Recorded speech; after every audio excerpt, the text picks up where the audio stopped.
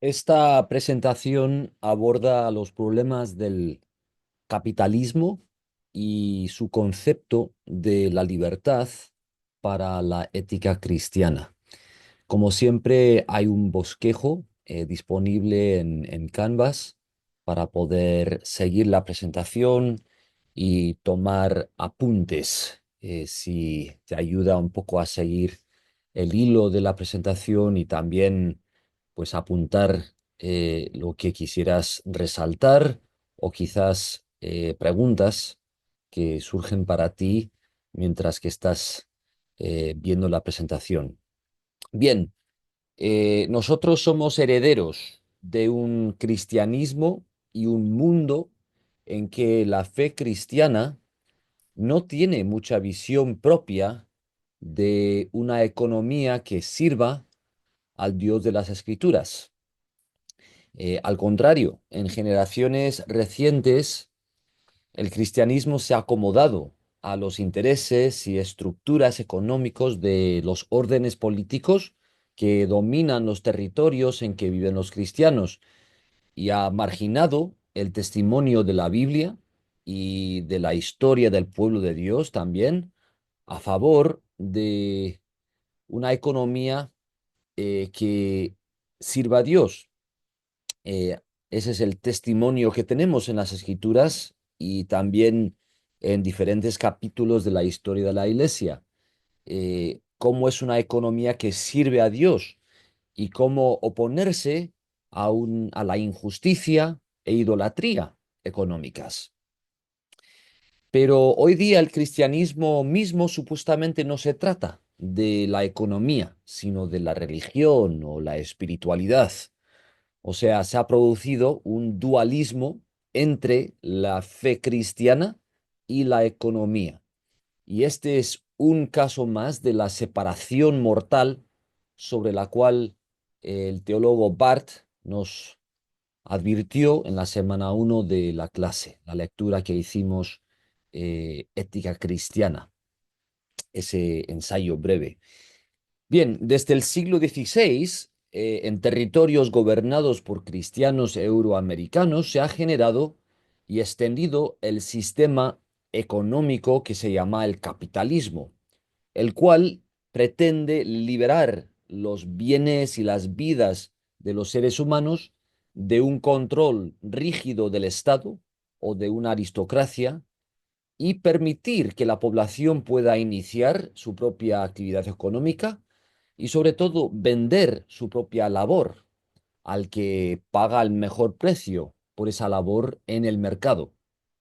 En principio, en el capitalismo, todos los bienes, incluso la labor de las personas y los animales, y la tierra y sus recursos, se convierten en capital que se puede comprar y vender, pero con el movimiento sin restricción gubernamental del capital, se ha producido una desigualdad atroz en la población humana de la Tierra. Se ha producido también la destrucción ecológica masiva y la explotación rapaz de los seres humanos, de los animales y de la tierra. Entonces no podemos mantener un dualismo entre la fe cristiana y la economía. Y la ética cristiana nos llama a estudiar el capitalismo de manera crítica y a buscar amar económicamente a Dios y a nuestro prójimo en nuestra manera de vivir, a seguir al Señor Jesús en nuestra vida económica. Para esto es importante escuchar el testimonio bíblico sobre nuestro llamado económico como comunidades cristianas. Esto no se trata de negar siempre que el sistema capitalista haya canalizado cierta mejoría según ciertas medidas, pero no podemos permitir que una mejoría así justifique la infidelidad nuestra a Dios y la destrucción correspondiente. Vamos a estudiar un poco, el testimonio bíblico sobre el llamado económico del pueblo de Dios, veremos que la ley de Dios para su pueblo contradice la ley de rivalidad o competencia que está en el fondo del capitalismo. Y como nos enseña Jesús, toda la ley de Dios se puede resumir en el amor a Dios y al prójimo, por lo cual no se puede interpretar la ley de Dios como la justificación de la rivalidad, sobre todo una rivalidad o competencia que conlleva la explotación de los dones de Dios. En la lectura de la semana pasada, o igual no han llegado ahí hasta la semana actual, la semana 4, Elsa Tames explica el contraste entre el mercado capitalista y el llamado cristiano en términos del Dios del mercado y el Dios de la gracia. El mercado capitalista no respeta los dones de Dios por lo que son y suele imponer la dificultad y la escasez en las comunidades y personas que no ganan en el mercado, no ganan en ese juego, mientras unos pocos se aprovechan de esa dificultad y escasez. Y así se mantiene la adoración al Dios del mercado y el rechazo del Dios de la gracia. Bien, entonces vamos a ver un poco de la ley de Dios, precisamente en el testimonio de la ley de Moisés. Vamos a empezar con este texto de Éxodo, capítulo 23, los versículos 1 al 19. Esto forma parte de las leyes que está recibiendo Israel en Sinaí. Dice así: no admitirás falso rumor, no te concertarás con el impío para ser testigo falso, no seguirás a los muchos para hacer mal, ni responderás en litigio inclinándote a la mayoría para hacer agravios, ni al pobre serás parcial en su causa, solo porque se es pobre. Si encontrares el buey de tu enemigo o su asno extraviado, vuelve a llevárselo. Si vieres el asno del que te aborrece caído debajo de su carga, ¿le dejarás sin ayuda? Antes bien, le ayudarás a levantarlo. No pervertirás el derecho de tu mendigo en su pleito. De palabra de mentira te alejarás, y no matarás al inocente y justo, porque yo no justificaré al impío. No recibirás soborno, porque el soborno ciega a los que ven y pervierte las palabras de los justos. Y no oprimirás al extranjero, porque vosotros sabéis cómo es el alma del extranjero, ya que extranjeros fuisteis vosotros en la tierra de Egipto. Entonces aquí una visión social, económica, amplia sobre la responsabilidad mutua que existe en la sociedad del pueblo de Dios. Cómo no vamos a buscar aprovecharnos unos de otros, no vamos a aprovecharnos de la debilidad o la vulnerabilidad de los demás. No vamos a buscar ganar bienes para nosotros mismos a expensas de los demás. Y aquí se presentan varios casos en que esa explotación se podría presentar y la ley habla en contra de esa explotación. Incluso se incluye aquí una advertencia, ¿no? Sobre la tendencia de ganar cierto apoyo popular, por así decirlo, dándole la razón a la gente siempre porque es pobre en los pleitos que se puedan presentar. Entonces, se trata de una justicia que estudie los casos concretos que se presentan y no se decide en favor o en contra solo en función del grado del bienestar de las personas involucradas en el pleito que sea. Entonces, esto a grandes rasgos la ley que gobierna lo que son las relaciones económicas en la sociedad del pueblo de Dios. Sigue el texto diciendo, 6 años sembrarás tu tierra y recogerás su cosecha, mas el séptimo año le dejarás libre para que coman los pobres de tu pueblo y de lo que quedare comerán las bestias del campo. Así harás con tu viña y con tu olivar. 6 días trabajarás y al séptimo día reposarás, para que descanse tu buey y tu asno, y tome refrigerio el hijo de tu sierva y el extranjero. Y todo lo que os he dicho, guardadlo y nombre de otros dioses no invocaréis, ni se oirá de vuestra boca. 3 veces en el año me celebraréis fiesta. La fiesta de los panes sin levadura guardarás. 7 días comerás los panes sin levadura, como yo te mandé en el tiempo del mes de Abib, porque en él saliste de Egipto, y ninguno se presentará delante de mí con las manos vacías. También la fiesta de la siega, los primeros frutos de tus labores que hubieres sembrado en el campo, y la fiesta de la cosecha, la salida del año, cuando hayas recogido los frutos de tus labores del campo. 3 veces en el año se presentará todo hombre, toda persona delante de Adonai el Señor. No ofrecerás con pan leudado la sangre de mi sacrificio, ni la grasa de mi víctima que dará de la noche hasta la mañana las primicias de los primeros frutos de tu tierra. Traerás a la casa de Adonai tu Dios, no guisarás el cabrito en la leche de su madre.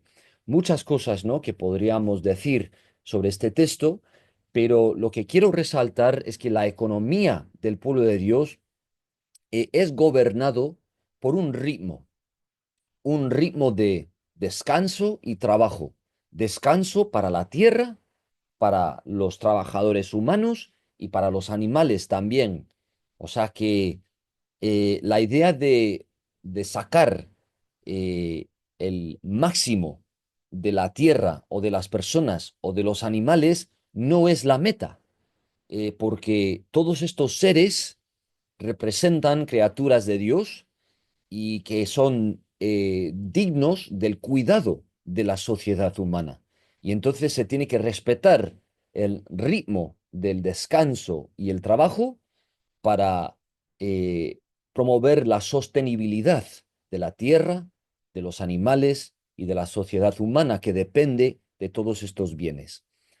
Luego, el ritmo de la economía del pueblo de Dios también recuerda los grandes actos de la salvación del Dios de Israel, eh, y los momentos de esa memoria coinciden con las 3 cosechas principales de cada año.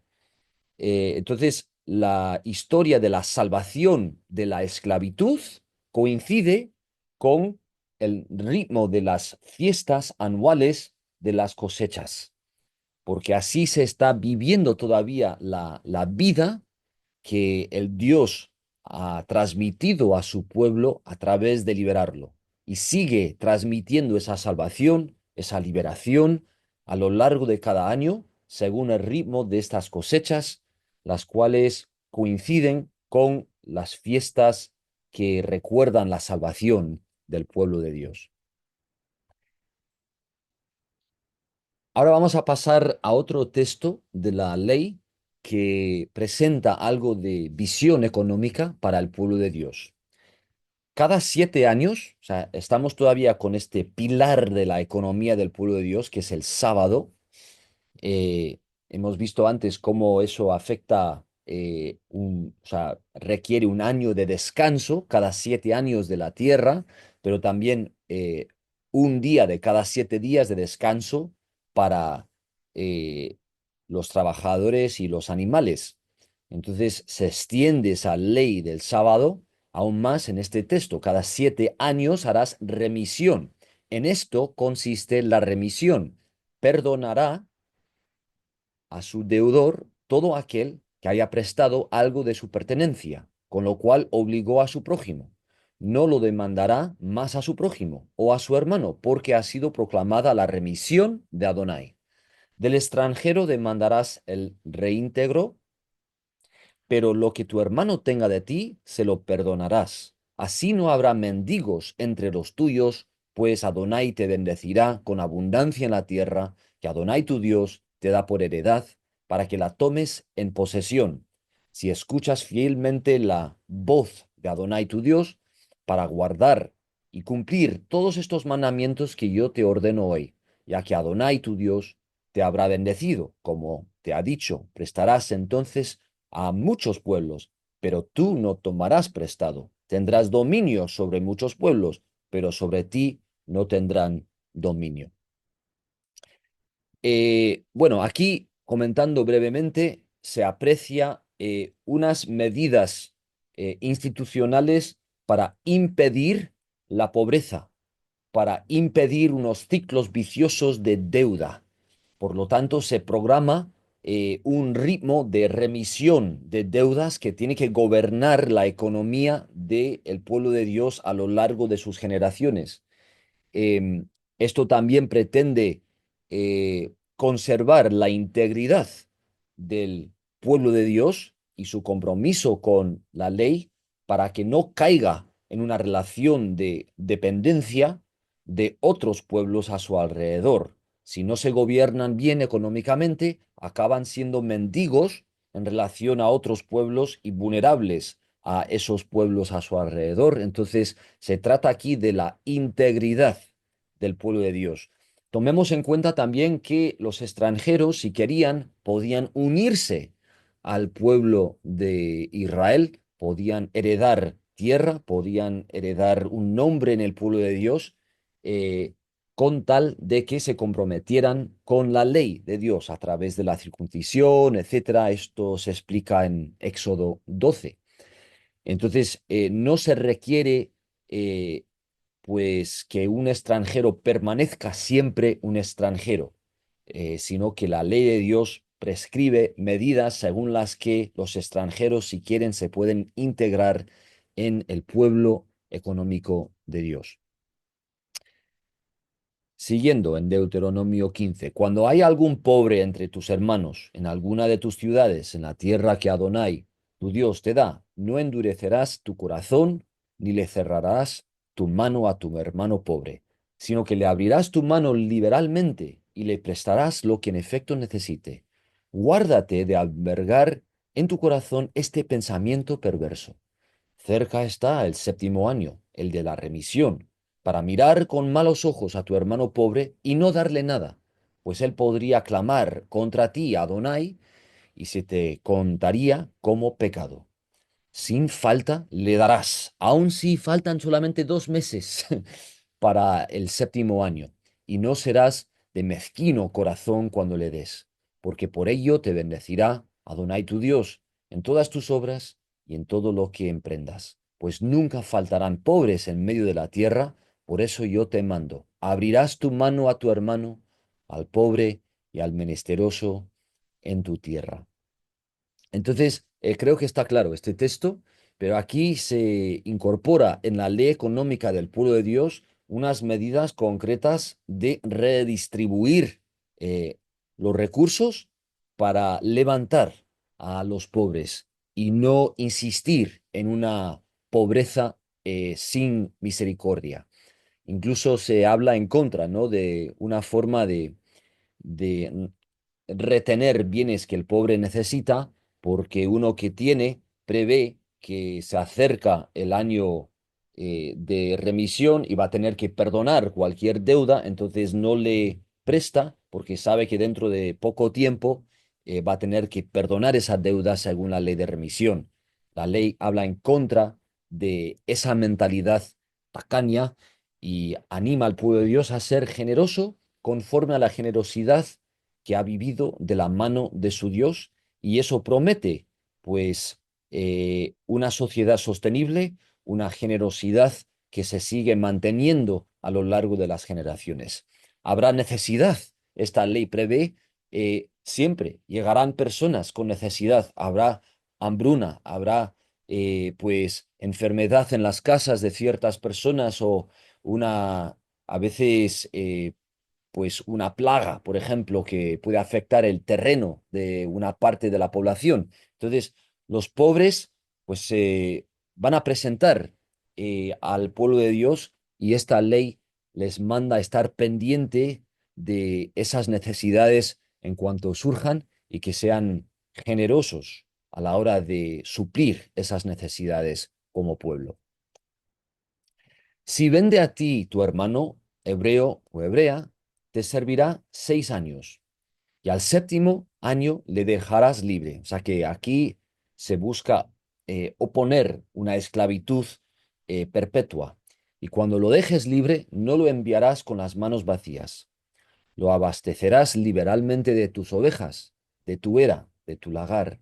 Le darás de aquello con que Adonai te haya bendecido. Te acordarás de que fuiste tú siervo en la tierra de Egipto y que Adonai tu Dios te rescató. Por eso te mando esto hoy. Pero si él te dice, no te dejaré, porque te ama a ti y a tu casa y porque le va bien contigo, entonces a ese esclavo tomarás una lesna y horadarás su oreja contra la puerta y será tu siervo para siempre. Así también harás con tu criada. No te parezca duro cuando lo dejes libre, pues por la mitad del costo de un jornalero te sirvió 6 años. Y Adonai tu Dios te bendecirá en todo cuanto hagas. Consagrarás a Adonai tu Dios todo primogénito macho de tus vacas y de tus ovejas. No te servirás del primogénito de tus vacas, ni trasquilarás al primogénito de tus ovejas. Delante de Adonai tu Dios los comerás cada año tú y tu familia en el lugar que Adonai escoja. Pero si tiene algún defecto, si es ciego o cojo o tiene cualquier otra falta, no lo sacrificarás a Adonai tu Dios. En tus poblaciones lo comerás. Lo mismo el impuro que el limpio lo comerán, como si fueran una gacela o como si fuera una gacela o un ciervo. Solamente que no comas su sangre sobre la tierra, la derramarás como si fuera agua. Entonces aquí se presenta una ley que busca en Israel fomentar una mentalidad de priorizar la ley de Dios, las necesidades del pueblo, la adoración al Dios que mantiene su vida por medio de la primera porción, ¿no? Ese primer fruto de lo que son las ovejas u otros animales de una persona, de una comunidad. Eh, ese primogénito eh, debe ser una ofrenda al Dios del pueblo y de esa manera se está pues fomentando esa mentalidad de generosidad, de ofrendar, de compartir y de así a la vez desanimar a la comunidad a pensar en el cúmulo, en lo que es acumular todo lo que puedan. Esa no es la meta de su vida económica. La meta es una estabilidad que depende de la generosidad de Dios y de los miembros del pueblo unos con otros. Ahora pasamos a un texto en Levítico sobre la economía del pueblo de Dios. Adonai habló a Moisés en el monte Sinaí y le dijo, habla a los hijos de Israel y diles, cuando hayáis entrado en la tierra que yo os doy, la tierra guardará reposo para Adonai. 6 años sembrarás tu tierra, 6 años podarás tu viña y recogerás sus frutos, pero el séptimo año la tierra tendrá descanso, reposo para Adonai. No sembrarás tu tierra, ni podarás tu viña. No segarás lo que de por sí nazca en tu tierra segada, y las uvas de tu viñedo no vendimiarás. Año de reposo será para la tierra. Aún en descanso la tierra te dará de comer a ti, a tu siervo y a tu sierva, a tu criado y al extranjero que habite contigo. También a tu animal y a la bestia que haya en tu tierra servirán de alimento todos sus frutos. Entonces aquí, pues el compromiso, ¿no? De conservar la sostenibilidad de la tierra, dándole descanso cada 7 años, que es una forma de adorar y servir al Dios de Israel y de confiar en su provisión, porque con esta ley viene la promesa de la provisión de Dios, que sin cultivar la tierra ese séptimo año, habrá de todas maneras suficiente alimento para la población, para sus animales, etcétera.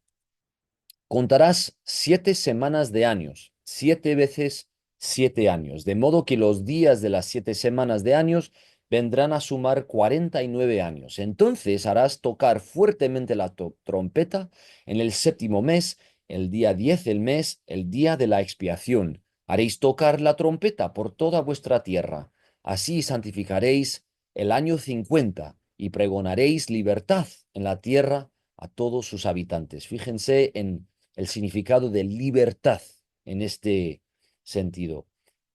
Ese año será de jubileo y volveréis cada uno a vuestra posesión y cada cual volverá a su familia. El año 50 os será jubileo, no sembraréis ni segaréis lo que nazca de por sí en la tierra, ni vendimiaréis sus viñedos, porque es el jubileo. Santo será para vosotros, del producto de la tierra comeréis. Entonces aquí interesante, ¿no? Porque la tierra en sí, aunque los miembros del pueblo pueden vender un terreno, comprar un terreno, no entra en un mercado eh, líquido, digamos, en que nunca se puede recuperar o que se podría recuperar solamente acumulando dinero para recomprar el terreno vendido.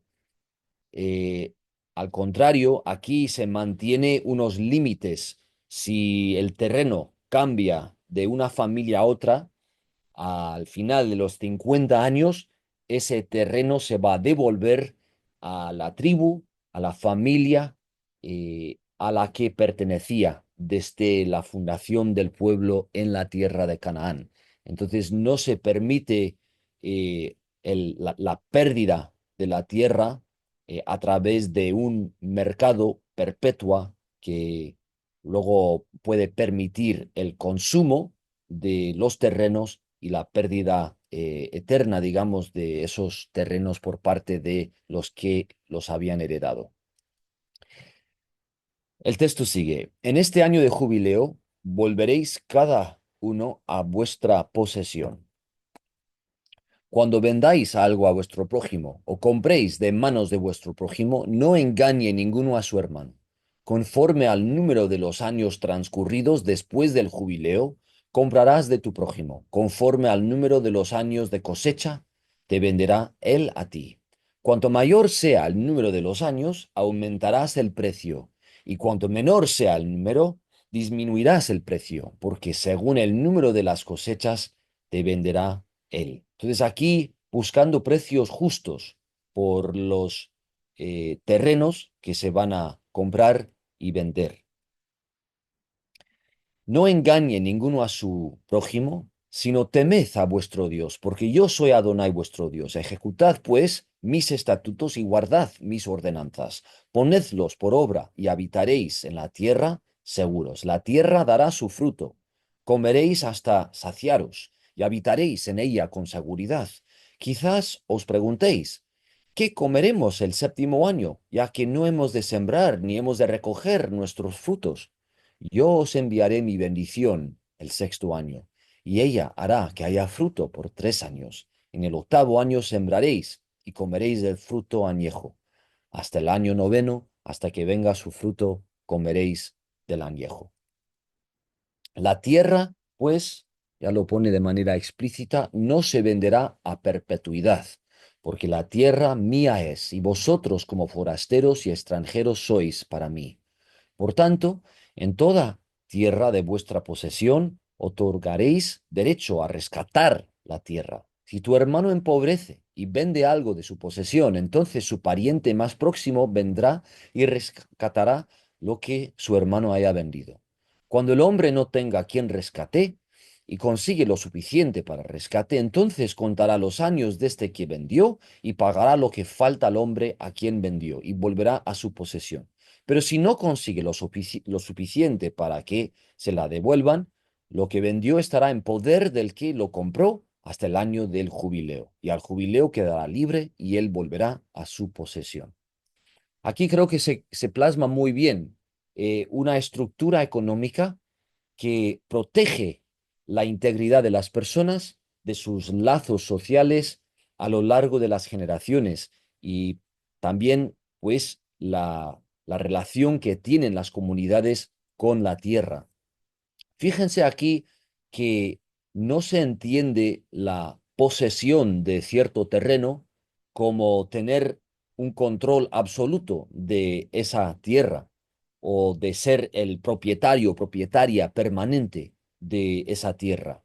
Aquí el único dueño o propietario de toda la tierra del pueblo de Dios es el Dios de Israel. La tierra le pertenece a ese Dios y entonces le corresponde a la comunidad cuidar de la tierra que Dios, digamos, le está prestando. Así es como se entiende la manera en que disfrutamos de los bienes de la tierra. El hombre que venda una vivienda en una ciudad amurallada tendrá facultad de redimirla hasta el término de un año desde la venta. Un año entero será el término para poderla redimir. Y si no es rescatada dentro de ese año, la casa que esté en la ciudad amurallada quedará para siempre en poder de aquel que la compró y de sus descendientes. No quedará libre en el jubileo. Pero las casas de las aldeas que no tienen muros alrededor serán estimadas como los terrenos del campo. Podrán ser rescatadas y quedarán libres en el jubileo. Entonces aquí se ve cómo la ley entra en los matices necesarios para un poco llevar a las circunstancias muy concretas esta ley del jubileo. Y hasta también incluyen excepciones, las formas en que ciertas casas se van a tratar de una manera diferente de los terrenos. Pero en cuanto a las ciudades de los levitas, estos podrán rescatar en cualquier tiempo las casas en las ciudades de su posesión. En el jubileo, el que haya comprado de los levitas saldrá de la casa vendida o de la ciudad de su posesión, por cuanto las casas de las ciudades de los levitas son la posesión de ellos entre los hijos de Israel. Pero la tierra del ejido de sus ciudades no se venderá, porque es posesión suya a perpetuidad. Si tu hermano empobrece y recurre a ti, tú lo ampararás. Como forastero y extranjero vivirá contigo. No tomarás de él usura ni ganancia, sino tendrás temor de tu Dios, y tu hermano vivirá contigo. No le darás tu dinero a usura, ni tus víveres a ganancia. Yo soy Adonai vuestro Dios, que os saqué de la tierra de Egipto para daros la tierra de Canaán y para ser vuestro Dios. Entonces aquí vemos cómo la ley se opone a la rivalidad, eh, por lo menos la rivalidad como principio o como ley absoluta. Eh, Se entiende aquí que los miembros de la comunidad tienen responsabilidad unos por otros y no vamos a aprovecharnos de la vulnerabilidad o las dificultades de los demás. Y aquí hay una protección especial para los levitas, si se acuerdan, porque no recibieron una porción de la tierra prometida como suya, sino que tienen terrenos dentro de las fronteras de las otras tribus del pueblo de Israel y por lo tanto les corresponde una medida de protección adicional y diferente de las medidas que están en vigor para el resto del pueblo de Dios. Los esclavos y las esclavas que tengas serán de los pueblos que están a vuestro alrededor. De ellos podréis comprar esclavos y esclavas. También podréis comprar esclavos de entre los hijos y familiares de los forasteros que han nacido en vuestra tierra y viven en medio de vosotros, los cuales podrán ser de vuestra propiedad. Los podréis dejar en herencia a vuestros hijos después de vosotros como posesión hereditaria. Para siempre os serviréis de ellos, pero sobre vuestros hermanos, los hijos de Israel, no os enseñorearéis, nadie tratará a su hermano con dureza. Entonces aquí sí que se da una distinción entre los miembros del pueblo de Dios y los miembros de otros pueblos. Está claro aquí que se está manteniendo la institución de la esclavitud y esto sí que se da en cierta fase de la historia de Israel, pero que luego, estudiando la formación del pueblo de Dios a lo largo de sus generaciones y según la revelación de Dios, se pasa a buscar aniquilar la esclavitud por completo. Pero aquí parece que la iniciativa es buscar la integridad del tejido social de los hijos de Israel, permitir la esclavitud de otros pueblos, eh, y en una fase posterior, pues ni la esclavitud de los otros pueblos se va a permitir. Pero en este momento sí, y es interesante, ¿no?, entender que el pueblo de Dios en este momento, digamos, de su formación, sí que es un pueblo vulnerable, un pueblo con lazos sociales frágiles. Y entonces se busca como iniciativa la liberación de los miembros del pueblo de Dios de la esclavitud, y con el tiempo también se buscará también la liberación de los miembros de pueblos extranjeros.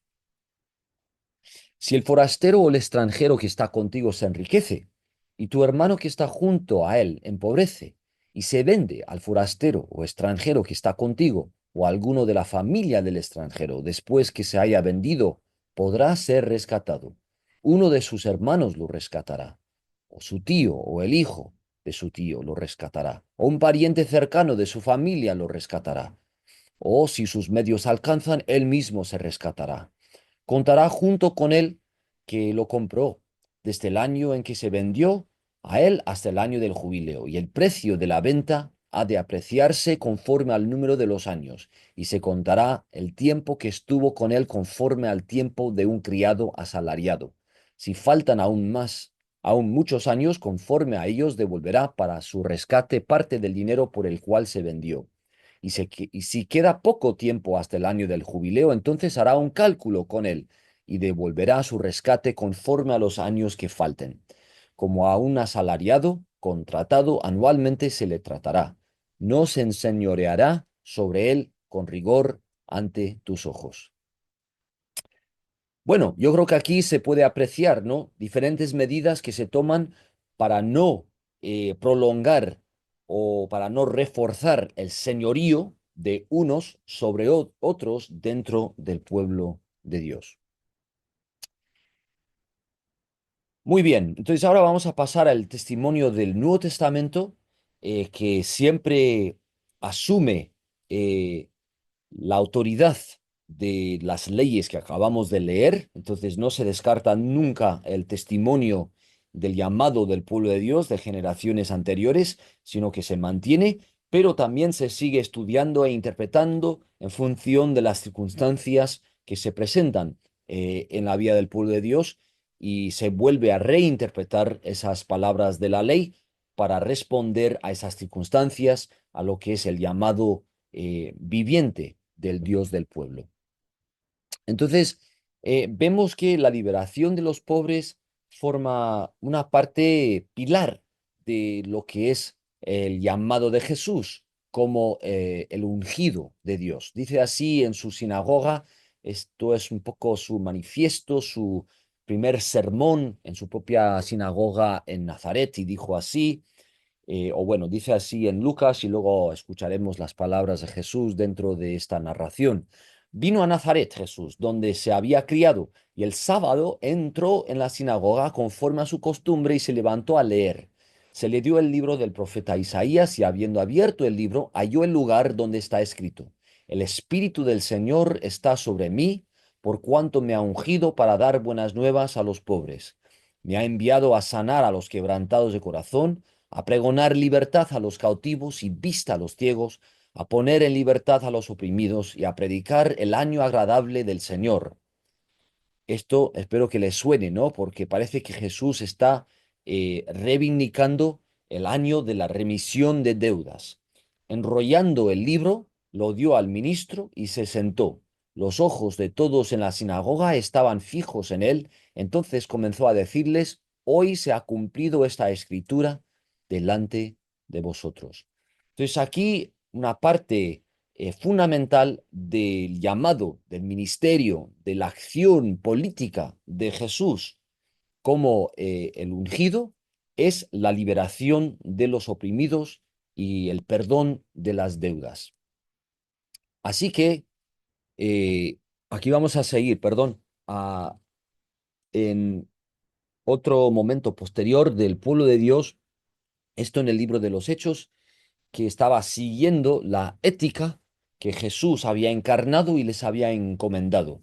Entonces, esto después de la venida escatológica, digamos, del Espíritu de Dios en Pentecostés, y el poder del Espíritu se manifiesta de una manera económica, así como otras maneras también. Dice así el libro de los Hechos. Así que los que recibieron la palabra de los apóstoles fueron bautizados y se añadieron aquel día como 3.000 personas y perseveraban en la doctrina de los apóstoles, en la comunión unos con otros, en el partimiento del pan y en las oraciones. Sobrevino temor a toda persona y muchas maravillas y señales eran hechas por los apóstoles. Todos los que habían creído estaban juntos y tenían en común todas las cosas, vendían sus propiedades y sus bienes y lo repartían a todos según la necesidad de cada uno. Perseveraban unánimes cada día en el templo y partiendo el pan en las casas comían juntos con alegría y sencillez de corazón, alabando a Dios y teniendo favor con todo el pueblo. Y el Señor añadía cada día a la iglesia los que habían de ser salvos. Entonces aquí la salvación aquí consiste en parte en la liberación económica, en la existencia de una comunidad que comparte sus bienes para que no haya pobres entre ellos, para que no haya hambre. Se dan unos a otros, redistribuyen, digamos, su capital, sus recursos, para que haya un bienestar en común.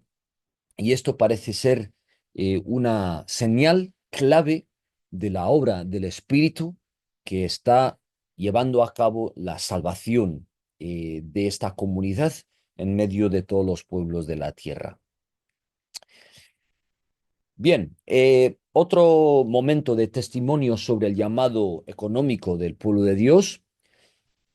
Aquí Jesús está prediciendo, la verdad, la destrucción que, vamos, que a su generación le viene encima, que ya se está descubriendo en la propia vida de Jesús, sobre todo en su manera de morir, pero que culminará en una destrucción masiva dentro de esta generación. Antes de que esta generación muera, van a vivir una destrucción terrible de guerra civil, de invasión de gentiles del Imperio Romano, la destrucción del templo,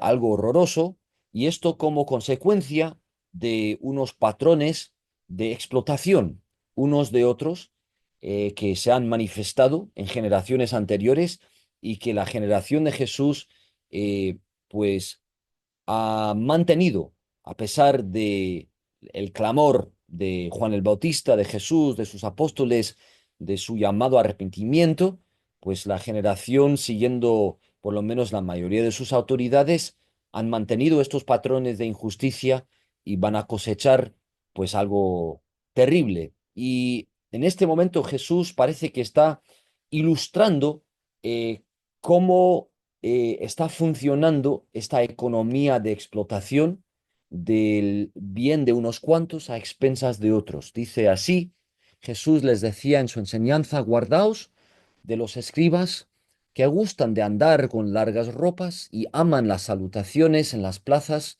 las primeras sillas en las sinagogas y los primeros asientos en las cenas, que devoran las casas de las viudas y para disimularlo hacen largas oraciones. Entonces recibirán mayor condenación. Estando Jesús sentado delante del arca de la ofrenda, en el templo miraba cómo el pueblo echaba dinero en el arca, y muchos ricos echaban mucho.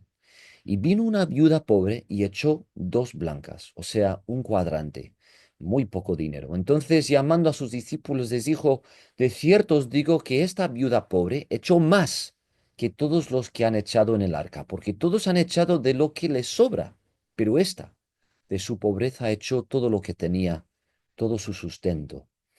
Entonces, esto es lo que la economía de la generación de Jesús en la tierra prometida ha producido.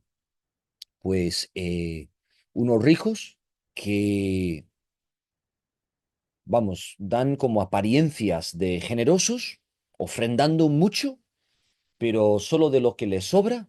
Y luego, pues, mucha gente como esta viuda que pues apenas tiene para el pan de cada día y algunos de ellos siguen siendo testigos de lo que es la economía del llamado del pueblo de Dios, de dar no solamente de lo que sobra, sino hasta de lo necesario para que haya suficiente para todos. De esta mentalidad, pues brota una economía suficiente, como hemos visto en la multiplicación de los panes y los peces anteriormente en Marcos.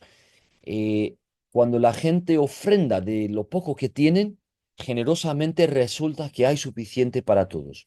Y esta viuda es la testigo de esa economía del reino de Dios y en contra de una economía de explotación que usa ofrendas a Dios como su fachada en la generación de Jesús. Y esto es lo que conduce a una destrucción de esta generación, pero también la posibilidad de una resurrección del pueblo de Dios que aprende de estos errores, de estos pecados, que se arrepiente y practica la clase de economía que hemos visto en el libro de los Hechos. Entonces, estos son los textos que hemos visto, el testimonio bíblico sobre el llamado económico de la comunidad cristiana y esto como parte fundamental de nuestra ética como seguidores de Jesús y participantes de este gran pueblo de Abraham, Isaac y Jacob a lo largo de sus generaciones. Bien, vamos a ver por un momento, a la luz de este testimonio, lo que puede ser la ambigüedad moral del mercado. Yo creo que es importante reconocer, ¿no?, que el capitalismo, lo que es un mercado supuestamente libre, surgió de unas circunstancias opresivas, circunstancias sofocantes en que monarquías europeas y aristocracias controlaban el comercio, controlaban los bienes de la tierra y de las personas de tal manera que no era posible escaparse de su opresión, de su control de la vida económica de la población. Y entonces la idea de eh, liberar el mercado en ese sentido, de constituir un mercado abierto en que las personas podrían cambiar sus bienes unos con otros, podrían hasta vender su labor en lugar de tener que esclavizarse a cierto terreno, cierto noble que igual les oprimía.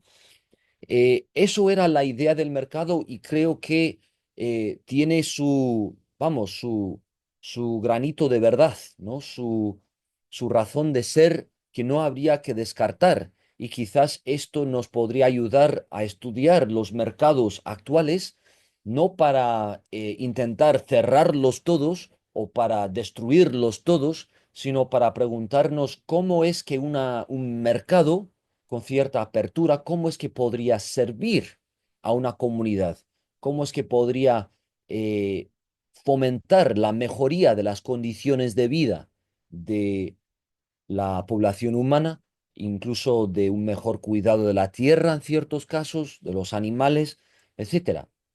Eso yo creo que es posible si tenemos en cuenta lo que es el propósito de un mercado, de lo que es el fin que tiene que servir, el fin común, el fin del bien de la comunidad, el fin de adorar a Dios.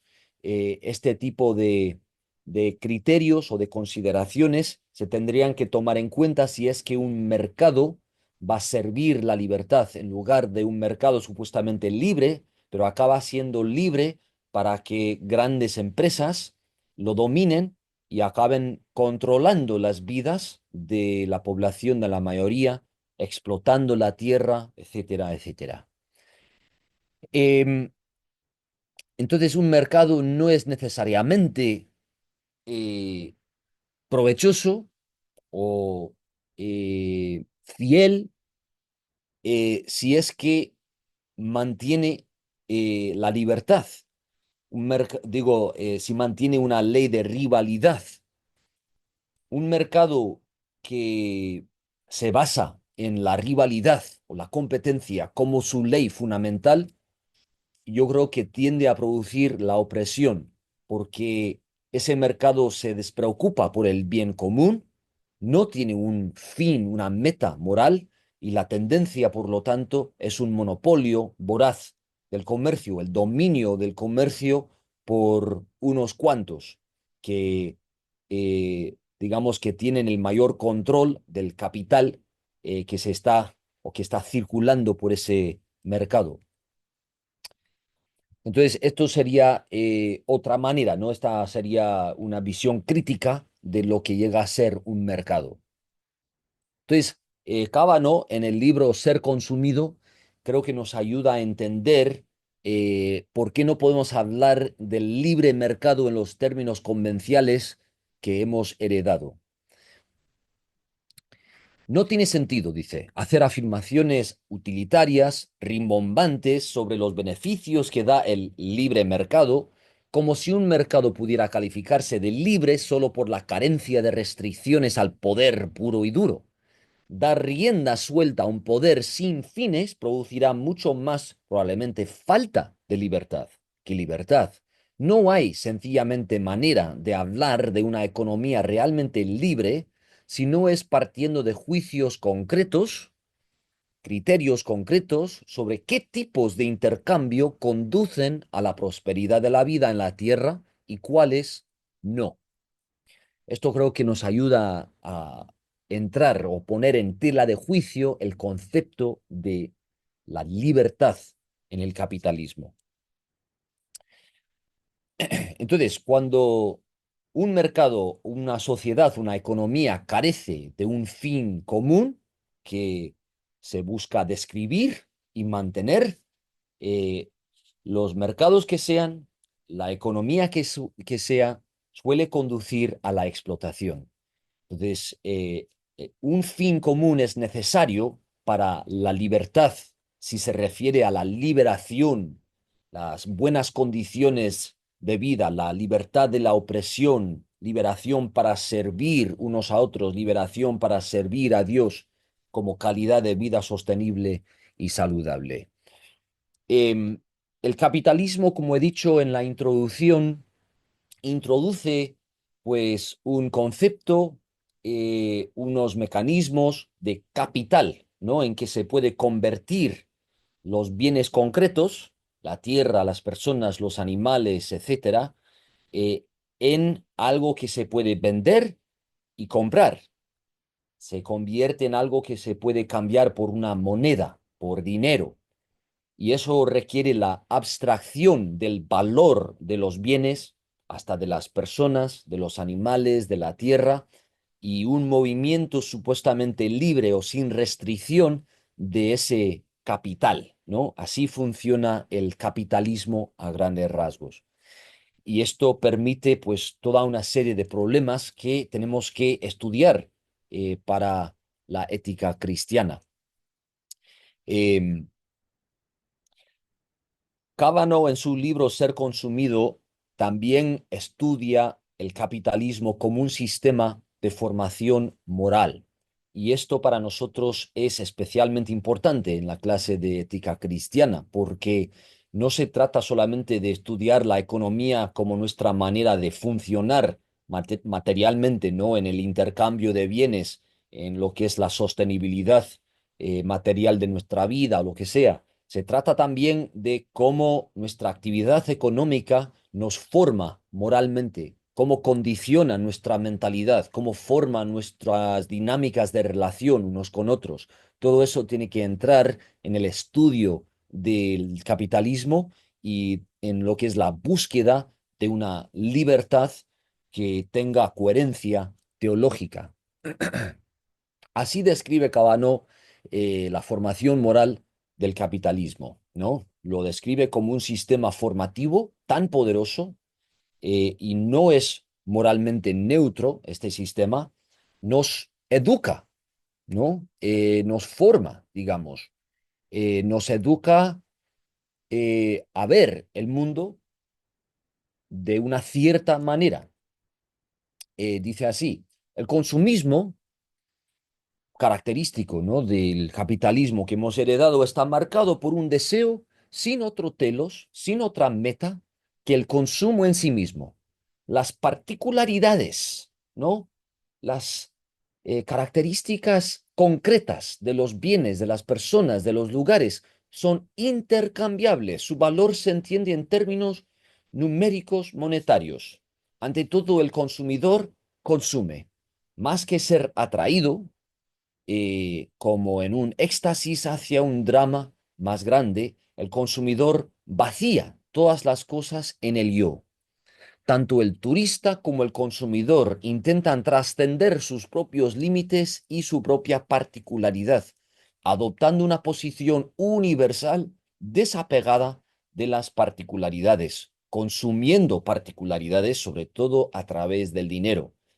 Pero en cuanto lo hacen, el yo se convierte en una especie de caparazón vacío que depende de la novedad constante de lo particular para su propio ser y que no obstante destruye simultáneamente la particularidad de los muchos y niega de este modo su propio ser. Entonces, esto entra ya en un, creo que, un análisis bastante filosófico de la formación moral de la actividad económica típica del capitalismo, que es el consumo. Pero está intentando describir qué es lo que ocurre a nuestro yo, a nuestro sentido de ser a través de esta manera de participar del mundo, a través de esta manera de adquirir los bienes de nuestra vida, qué es lo que esto produce en nosotros. Y esto también está estudiando, creo que nuestra psicología, la psicología que resulta de una economía consumista. Una de las características, uno de los efectos del capitalismo que hemos heredado es un desligamiento sistémico. Esto también lo describe Berry en los escritos que hemos leído. Hay un desligamiento entre la producción, el consumo y el desecho de los bienes de nuestra vida y por lo tanto una superficialidad en nuestra relación con los bienes que se producen, que se consumen y que se desechan. eh, Tampoco somos muy conscientes de la diversidad y la riqueza de todos los bienes de nuestra vida porque no conocemos sus historias, no sabemos cómo fueron producidos, por ejemplo, nuestros alimentos, qué esfuerzo, qué tierra entró en esos bienes alimenticios. Esto solo por ejemplo, ¿no? Entonces, el capitalismo, una economía monetaria, eh, lo que suele hacer es separar, ¿no?, los bienes de toda su historia y de su futuro y solamente nos centramos o somos conscientes de esos bienes en función de lo que nos sirven para nuestro consumo. Entonces, se pueden imaginar la falta de cuidado, la falta de crítica ética que resulta de eso porque todo lo que es la historia de los bienes, las condiciones en que se produjeron, los efectos en las personas, en la tierra, y luego lo que ocurre a nuestros bienes cuando los desechamos, pues nosotros pasamos olímpicamente de todo eso. No sabemos qué pasa, ¿no? O sea, por ejemplo, nuestra basura se la lleva, ¿no? Un servicio muchas veces de la ciudad y luego se lleva a alguna parte donde no tenemos que verla y nos así quitamos la responsabilidad del futuro de los bienes que nosotros consumimos y por tanto nuestro consumo. Entonces así Cabano describe este desligamiento. Si el trabajo se ha convertido en un artículo de consumo que se puede vender, es también un artículo que se puede comprar. Quienes hacen nuestras cosas somos cada vez menos nosotros mismos o nuestros vecinos, personas con nombres, rostros y aspiraciones de autorrealización, y cada vez más, con frecuencia, o cada vez con más frecuencia, una fuerza laboral impersonal. En una inversión del Génesis, el hombre es considerado como un instrumento de producción, mientras que él solo, independientemente del trabajo que realiza, debería ser tratado como sujeto eficiente y su verdadero artífice y creador.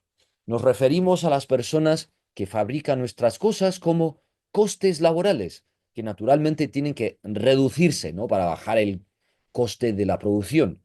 Y una de las formas fundamentales para reducir los costes laborales es llevarse la producción a otros continentes donde los sueldos sean mucho más bajos y la protección de los trabajadores, y añadiría yo el medio ambiente de sus lugares, mucho menos estricta. Así es como el capitalismo fomenta la explotación de personas y lugares lejanos para alimentar el consumo de las personas que tienen para comprar, y así se produce la destrucción de personas, de lugares, y también la ignorancia de las personas que consumimos los bienes producidos de esa manera. El efecto en nuestro sentido moral me parece que es catastrófico. Uno de los conceptos eh, clave del análisis de Berry de la economía del capitalismo que hemos heredado es una economía ausente. Yo les he invitado a estudiar, por ejemplo, las operaciones de una empresa como es Walmart en función de este concepto, una economía ausente. Así describe Berry una economía ausente. Dependemos casi totalmente de una economía en la que somos casi totalmente o de la que somos casi totalmente ignorantes. Solo nos es posible relacionarnos con el globo en su conjunto mediante una economía global que sin conocer la Tierra la saquea en nombre nuestro. La economía global, igual que antes la economía nacional, funciona basándose en la superstición de que las deficiencias o las necesidades o los deseos de un lugar pueden cubrirse de un modo seguro a costa de la ruina de otro lugar. Es la economía del propietario ausente. Entonces, el dueño que está controlando la economía de cierto lugar, de los bienes de ese lugar, las personas, las comunidades, los animales de ese lugar, es ausente, no vive en ese lugar, controla a través del capital la economía, la calidad, ¿no? de ese lugar. Y eso es lo que produce no solamente propietarios o dueños ausentes, sino también todo lo que es una economía ausente.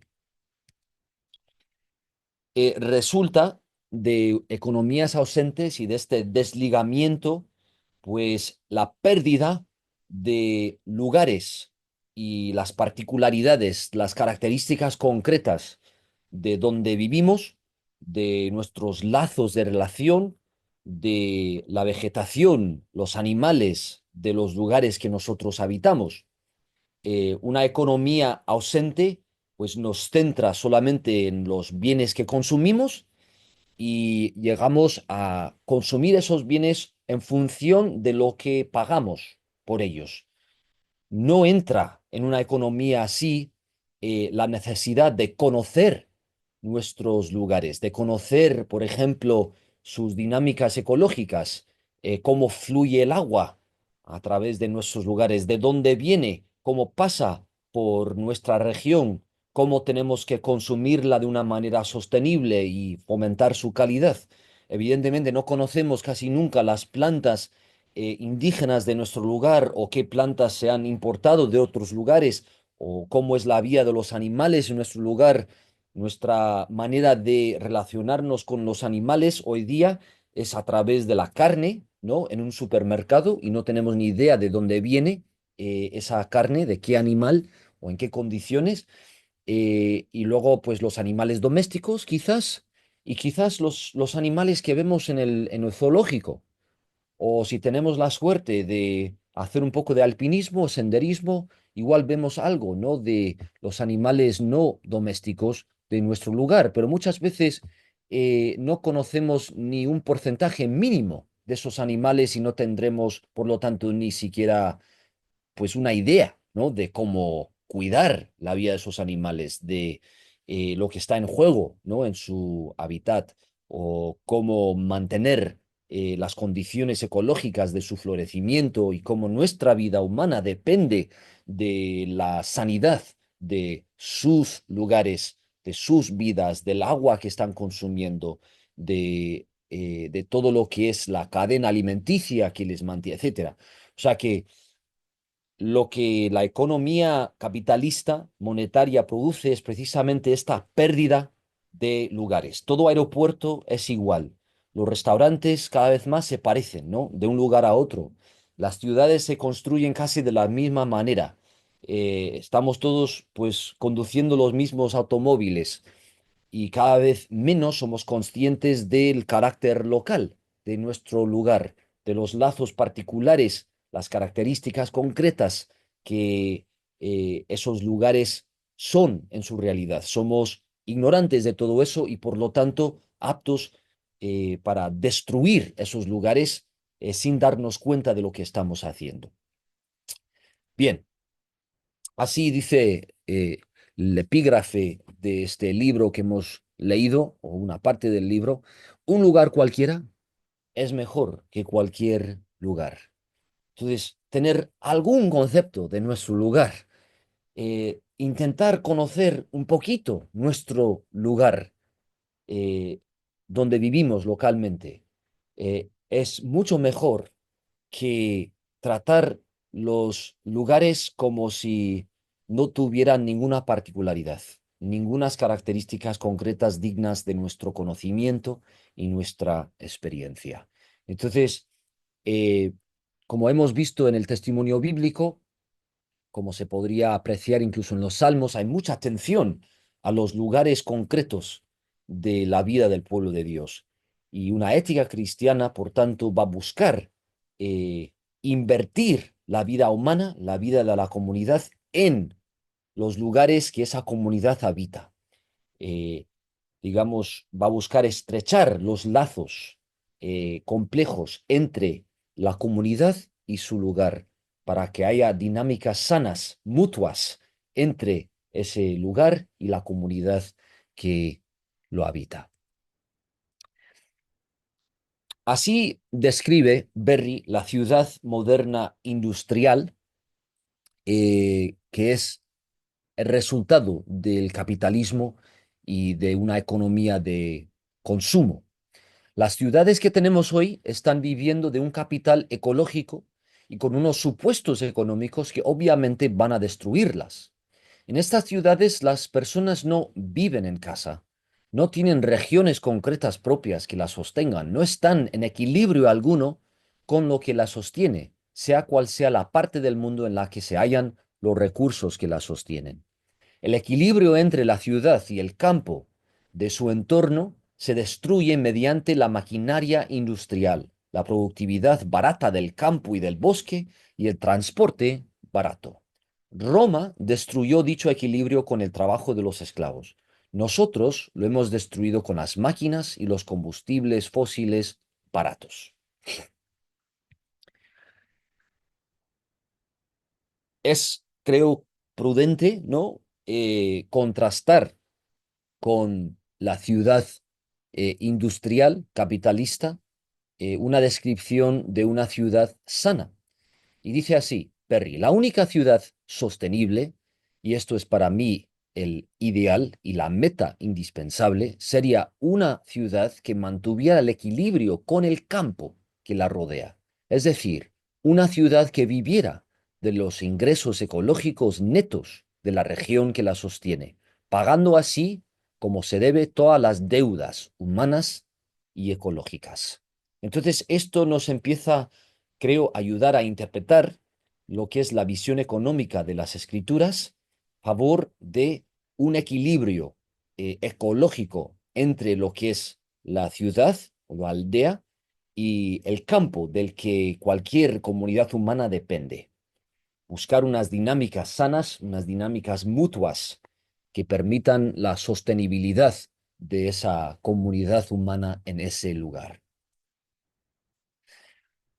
Bueno, ya hemos visto vídeos de Walmart, pero creo que merece la pena esta descripción de Walmart de Cábano. Dice así: cuando el consumidor se lanza a los precios siempre más bajos de Walmart, eso se traduce en unos salarios cada vez más bajos para las personas de Asia que fabrican los productos que compramos de Walmart.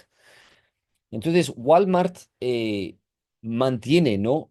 Sus operaciones vendiendo sus artículos a precios muy bajos, lo cual atrae a las personas necesitadas y pobres a sus tiendas, pero estamos en un ciclo vicioso, ¿no? Si consumimos de empresas así, porque esta misma empresa está empobreciendo la gente que hace llegar a sus tiendas los artículos en esas condiciones y que permite esos precios tan bajos. Entonces, la esperanza escatológica se desvanece fácilmente en la resignación a un trágico mundo de escasez. Y nosotros no queremos dar por vencida esa esperanza escatológica, sino mantener la esperanza de abundancia, de provisión mutua, de, digamos, alimento suficiente, del disfrute compartido de la tierra y de nuestros lugares. Eh, esa visión de abundancia se está, pues, cediendo, se está sacrificando, digamos, en esta resignación trágica cuando decidimos que vamos a comprar de empresas como Walmart porque preferimos sus precios más bajos. Ahora bien, hay que reconocer, ¿no?, que algunos de nosotros nos encontramos en circunstancias a veces tan precarias que nos vemos obligados a comprar en tiendas como Walmart. Pero espero que a través de nuestra clase podamos empezar a buscar unas tácticas de resistencia para no rendirnos plenamente a este tipo de resignación, una economía devastadora, una economía depredadora, que para el bien de unos cuantos está destruyendo la vida de muchos y de los lugares de nuestra vida. Entonces, dice así Berry sobre nuestra colaboración y complicidad en esta economía ausente. No hay suficientes personas ricas y poderosas como para destruir el mundo entero. Para eso los ricos y poderosos necesitan la ayuda de un número incontable de gente normal. Eso es lo que estamos haciendo. Entonces, el hecho de que el sistema actual dependa de nuestra colaboración también indica los posibles o las posibles vías de resistencia, de acción cristiana en contra de esta economía, porque no, en realidad, estamos esclavizados totalmente a estas condiciones o estas estructuras. El Señor nos transmite su poder de salvación, de liberación, para hacer frente a estas condiciones heredadas y buscar alternativas eh, mejores. Consentimos en la dilapidación y en los destrozos de la economía nacional y global cuando consentimos en la dilapidación y en la destrucción de nuestros propios hogares y de nuestras comunidades. Si los trabajos de conservación quieren tener alguna esperanza de éxito, entonces los conservacionistas, al mismo tiempo que mantiene su esfuerzo por cambiar la vida pública, tendrán que iniciar un esfuerzo por cambiar también la vida privada. Entonces aquí Berry nos está animando a buscar tácticas de resistencia dentro de nuestros propios hogares, dentro de nuestras actividades más cercanas. Evidentemente hay que abordar los problemas sistémicos, pero el inicio de eso muchas veces, no siempre, pero muchas veces para Berry puede ser nuestra propia actividad personal en nuestros hogares, nuestra manera de vivir económicamente. Así, Cábano describe la manera en que los ahorros del mercado se invierten. El nuevo orden evita la lealtad para con los trabajadores, para con los productos, las estructuras corporativas, los negocios, las fábricas, las comunidades locales e incluso para con la nación. Entonces, está describiendo cómo el dominio empresarial de la economía capitalista eh, sacrifica todos estos otros bienes. Eh, la vida de los trabajadores se convierte en mano de obra que se puede comprar y vender al precio más bajo posible. Los productos, pues no se enfatiza la calidad más que lo que es necesario para venderlos y para vender más de ellos.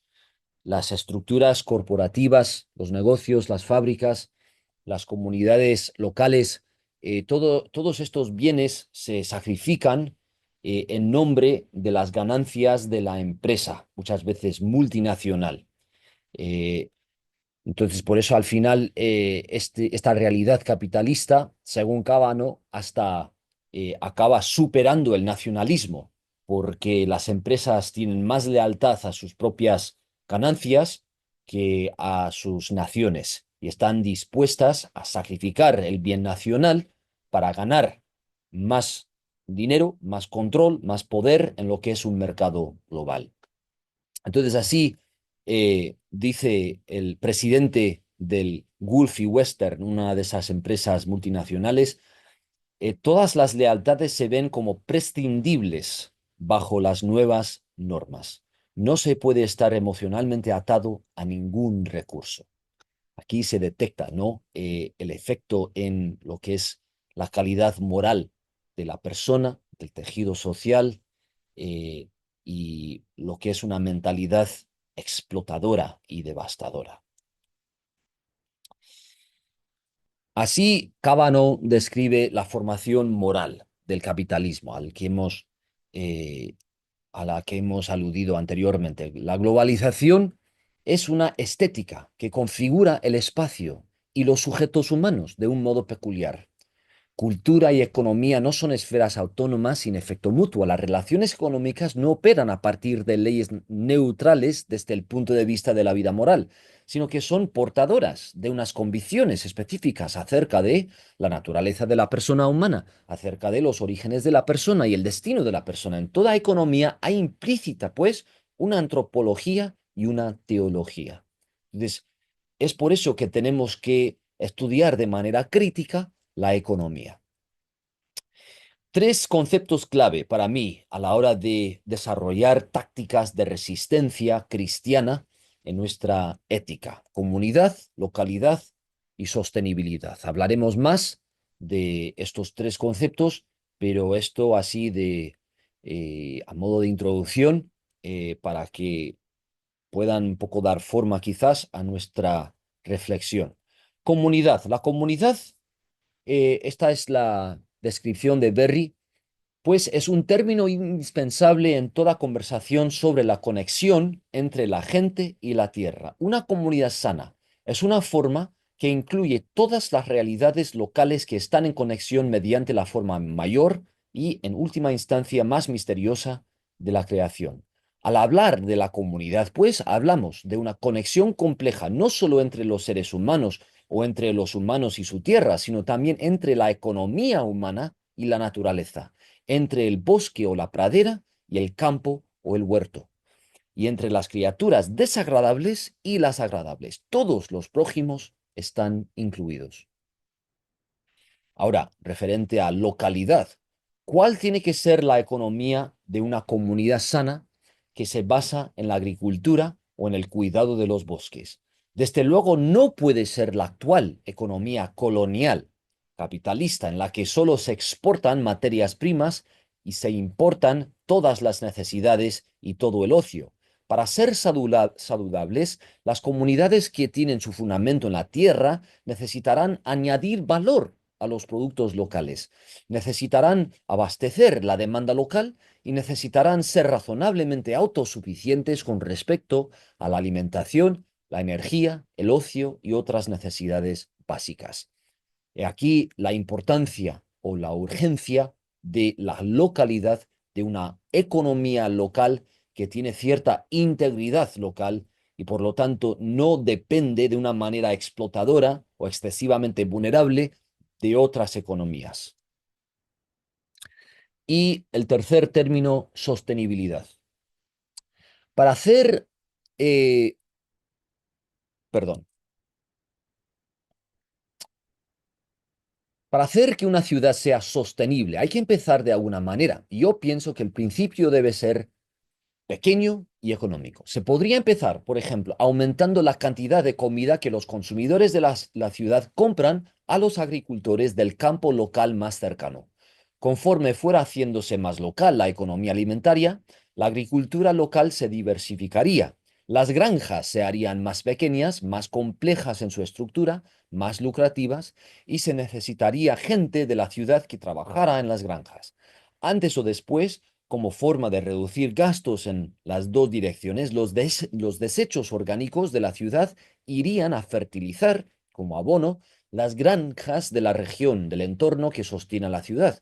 De esta manera, la gente de la ciudad tendría que asumir cierta responsabilidad agrícola y se sentiría adecuadamente motivada para hacerlo, tanto por el deseo de tener una provisión fiable de una buena comida, como por el miedo a contaminar esa misma comida. El aumento de las relaciones económicas entre una ciudad y los proveedores produciría un cambio de mentalidades, suponiendo claro que las mentes en cuestión se quedaran en el sitio el tiempo suficiente como para cambiar.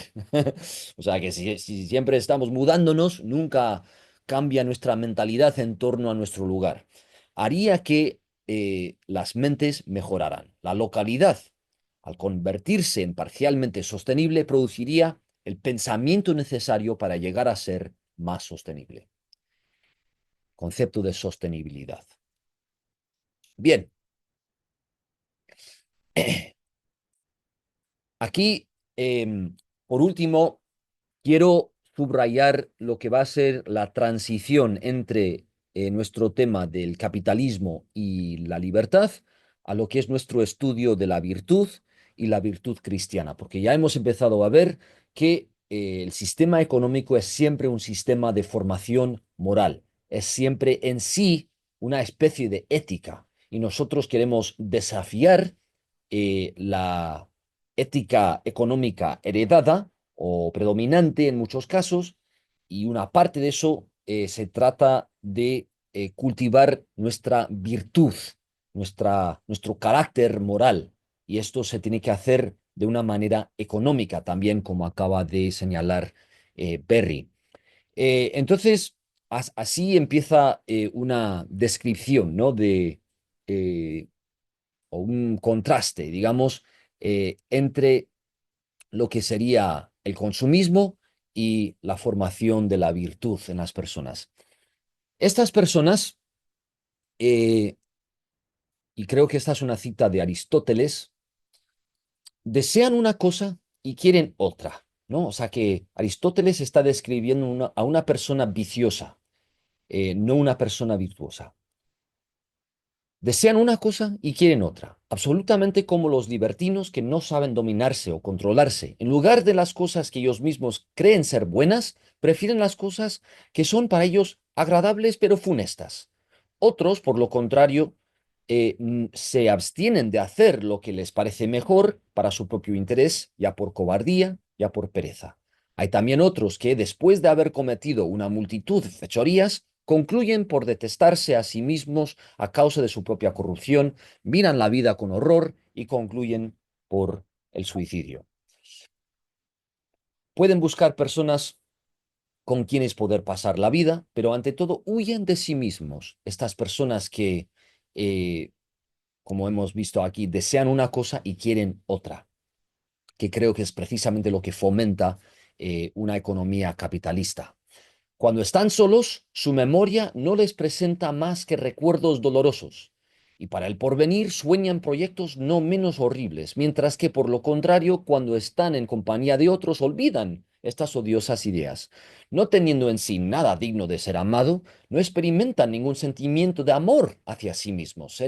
Seres semejantes no pueden simpatizar ni con sus mismos placeres ni con sus mismas penas. Su alma está constantemente en discordia, y mientras que por perversidad tal parte de ella se aflige de las privaciones que se ve forzada a sufrir, tal otra se regocija en sufrirlas.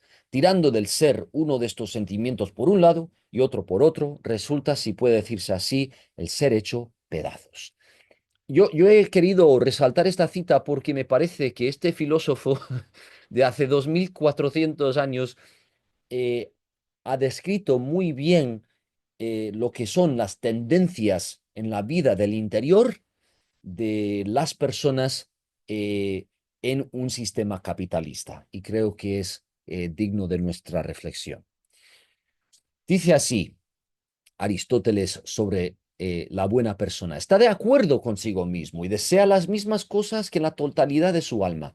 También desea para sí mismo lo que es y lo que parece bueno y lo realiza, pues es propio de la persona buena buscar afanosamente el bien y lo hace por sí mismo. O sea que la cantidad de lo que solemos llamar vicios, ¿no? De la vida económica que hemos heredado es tremenda.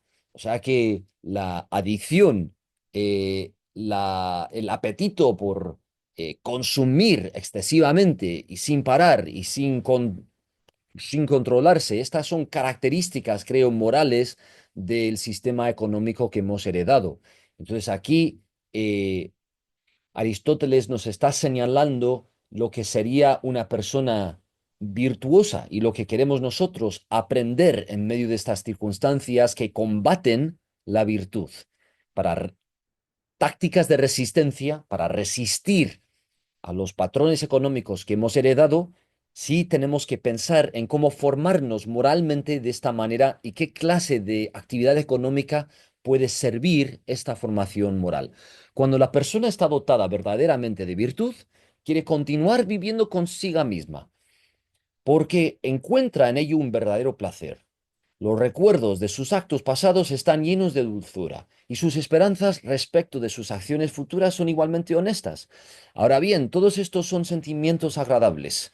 Creo que es muy difícil experimentar esto si uno está obsesionada con lo que sería adquirir más bienes, con acumular más cosas.